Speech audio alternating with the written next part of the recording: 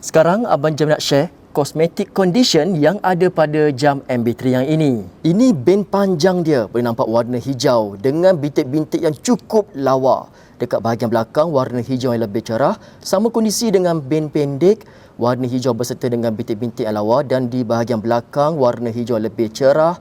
Ini keeper dia dan juga di bahagian buckle yang masih berplastik, Casio Japan. Kemudian di bahagian back case masih berplastik dengan modul 1289 dan made in Thailand, dibuat di kilang Thailand.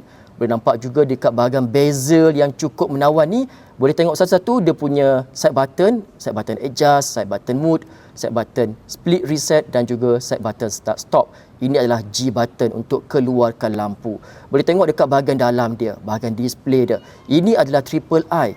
Function dia bezel tau. Ini untuk setiap 5 second, 10 second, dan every 10 second akan pergi ke sini untuk cukup 1 minit. Korang boleh dapatkan harga DW6900 yang lebih murah dalam beg kuning. Tapi kalau korang nak collection yang rare, crazy colour yang sebiji macam ni, korang boleh pergi tekan profil Abang Jam tu dan direct terus dengan Abang Jam.